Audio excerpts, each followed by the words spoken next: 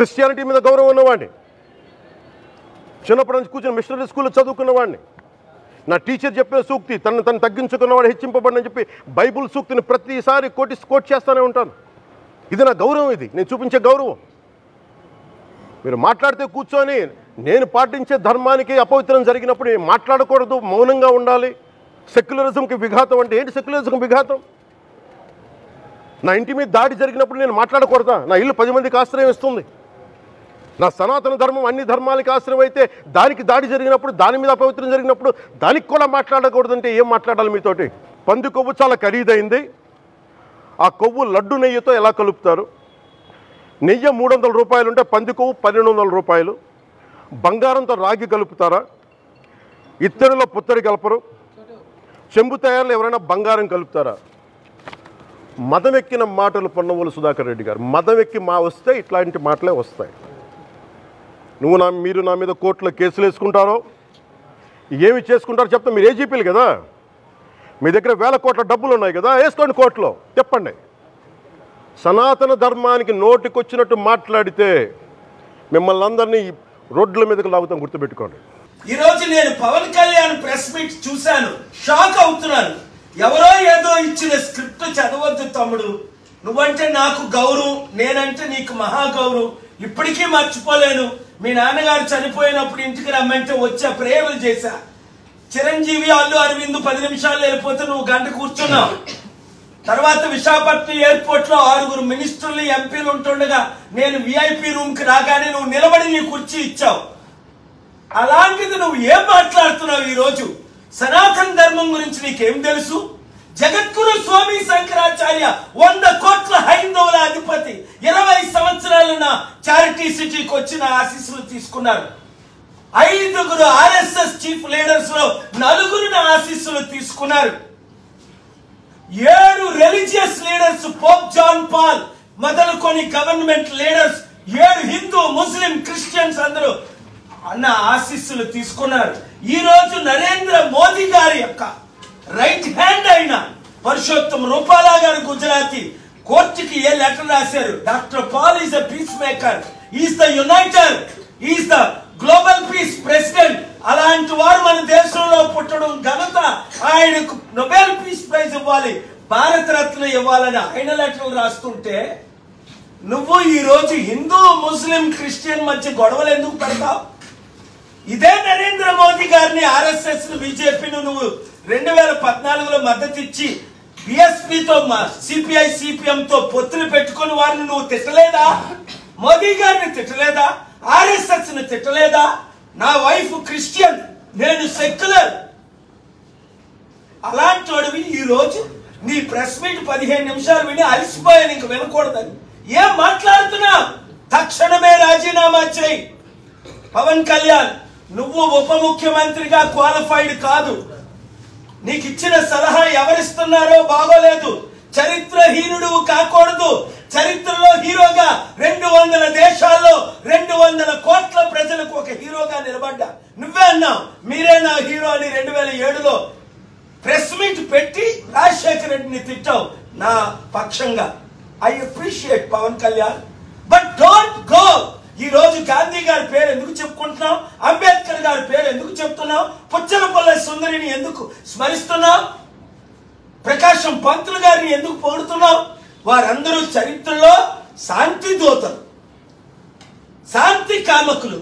హిందూ, ముస్లిం, Christian మధ్య గొడవలు పెట్టొద్దు, రాష్ట్రాన్ని విభజించొద్దు. అందుకనే నేను ఈ రోజు ఇంకొక బిల్లు ప్రిపేర్ చేశాను. తిరుపతిని యూనియన్ టెరిటరీగా డిక్లేర్ చేయండి.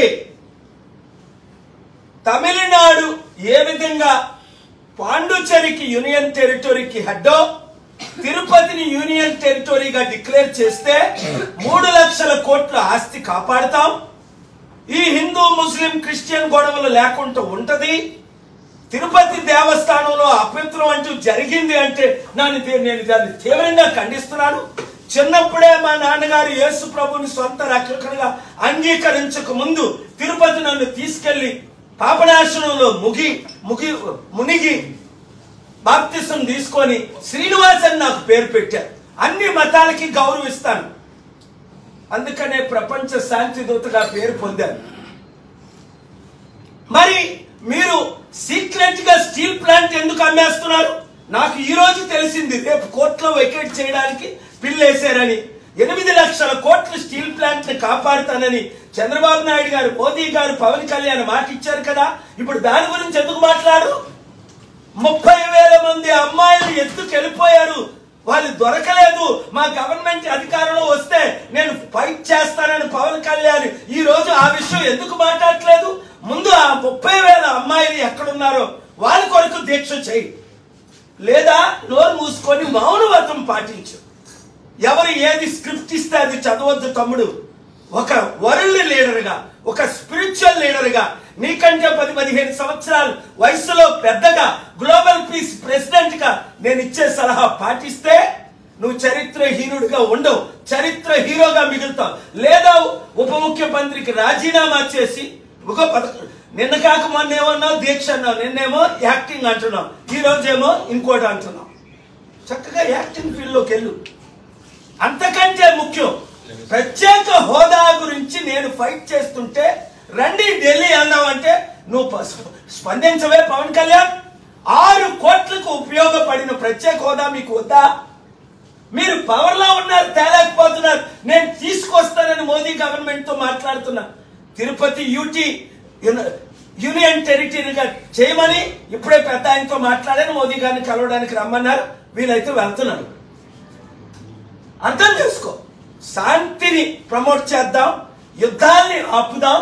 నేను ప్రపంచంలో అనేక యుద్ధాలు ఆపబట్టి 17 దేశాలు, 18 Indian political parties including BJP, Congress, TDP, వైసీపీలు నాకు నోబెల్ పీస్ ప్రైజ్ కి నామినేట్ చేశారు. యుద్ధాలు వద్దు, శాంతి కావాలి. రేపేమో స్టీల్ ప్లాంట్ ని అమ్మేస్తున్నారు. రేపే 100 రోజులు మీరు 6 ఇచ్చిన వాగ్దానాలు ఫెయిల్ అయినందుక ఈ లడ్డు కాంట్రవర్సీ, లేదా స్టీల్ ప్లాంట్ ని సీక్రెట్ గా అమ్మేయడానిక ఈ లడ్డు కాంట్రవర్సీ, లేదా స్పెషల్ ప్రత్యేక హోదా మీరు ఎస్ అని ఎందుకు అనలేదు? కోర్టు నోటీసులు ఇచ్చిన తర్వాత ముఖ్యమంత్రి గారికి, గవర్నమెంట్ కి 10 సంవత్సరాల నుంచి ప్రత్యేక హోదా వస్తే మన అప్పులన్నీ 6 కోట్ల ఆంధ్రులు బాగుపడతారు, 15 కోట్ల తెలుగు ప్రజలు హ్యాపీ ఫీల్ అవుతారు. దాని గురించి మీరు నోరెప్పుకుంటా, ఫైట్ చేయకుండా, ఢిల్లీ రాకుండా, ధర్నాకి రాకుండా, నాతో కూర్చోకుండా ఏం చేస్తున్నారు? ఒళ్ళు దగ్గర పెట్టుకోండి. దేవుడు క్షమించడు, నేను క్షమించను. అందుకనే తిరుపతిని యూనియన్ టెరిటరీగా డిక్లేర్ చేయమని నేను బిల్లు ప్రిపేర్ చేశాను. రేపు మీరు న్యూస్ వింటారు. Thank you very much. Sir ఇప్పుడు హైదరాబాద్ కూడా చేయాలి కదా సార్ తిరుపతి చేస్తే? హైదరాబాద్ కి తిరుపతి కనెక్షన్ ఏంటి? అంటే హైదరాబాద్ కావాలని విభజనకు ముందు నుంచి అడుగుతున్నారు కదా సార్. ఎవరు అడుగుతున్నారు? అందరం ఏపీ వాళ్ళు అడుగుతున్నారు, మిగతా వాళ్ళంతా అడుగుతున్నారు కదా సార్. నేను ఎప్పుడు అడగలేదు. మీరు అడగలేదు సార్. హైదరాబాద్ చాలా బాగుంది, అది తెలంగాణలో కంటిన్యూ అవుద్ది సార్. ఇప్పుడు లడ్డూలో కలిసిందా కలవలేదా? సిబిఐ ఎంక్వైరీ అడుగుతున్నాను కదా. అంటే మీ అభిప్రాయం సార్, మీరు దేశాలు మొత్తం తిరుగుతూ ఉంటారు కాబట్టి మీకు వచ్చిన ఫీడ్బ్యాక్ కానీ లేకపోతే మీకు వచ్చిన సమాచారం కానీ. చూడు బాబు, లడ్డూలో కల్తీ కలిసింది అంటే ఎవరినైనా ప్రాసిక్యూట్ చేయాలి. ఒక హోలీ టెంపుల్ ని అన్హోలీ చేస్తే. కానీ జూలై 23ని ఆ రిపోర్ట్ వచ్చినప్పుడు నేను చదివాను, టైమ్స్ ఆఫ్ ఇండియా కూడా రిపోర్ట్ చేసింది. ఇప్పుడు వరకు ఎందుకు ఊరుకున్నారు చంద్రబాబు నాయుడు గారు? దానికి ముందు జవాబు చెప్పాలి. అంటే 100 రోజులు మీరు ఫెయిల్ అయిపోయింది డిస్ట్రాక్ట్ చేయడానిక, స్టీల్ ప్లాంట్ ని సీక్రెట్ గా అమ్మడానిక, ప్రత్యేక హోదా కావాలని కోర్టులో ఫైల్ చేయి. కనీసం నేను ఫైట్ చేస్తున్నాను 6 కోట్ల ఆంధ్రుల తరపుని, 15 కోట్ల తెలుగు ప్రజల తరపుని. మీరు ఎందుకు కౌంటర్ ఫైల్ చేయలేదో అడుగుతున్నాడు చంద్రబాబుని, పవన్ కళ్యాణ్ని. మొన్న విశాఖపట్నంలో 38 మంది ప్రాణాలు పోతే ఎన్వైరన్మెంటల్ కంపెనీ నెగ్లిజెన్సీ వల్ల పవన్ కళ్యాణ్ ఎక్కడున్నాడు? వరదలు వచ్చి 10 లక్షల మంది విజయవాడ ప్రజలు మునిగిపోతుంటే పవన్ కళ్యాణ్ బయటకు వస్తే సెల్ఫీలు తీసుకోవాలంట. ఎవడు అడుగుతున్నాడు నీతో సెల్ఫీలు? నాతో కోర్టుకి రా. ఇవాళ కొన్ని 100 మంది సెల్ఫీలు తీసుకున్నారు. నాతో జడ్జిలు సెల్ఫీలు తీసుకుంటున్నారు, లాయర్లు సెల్ఫీలు తీసుకుంటున్నారు, ప్రెసిడెంట్లు సెల్ఫీలు తీసుకుంటున్నారు. అందుకని బయటికి వెళ్ళమా?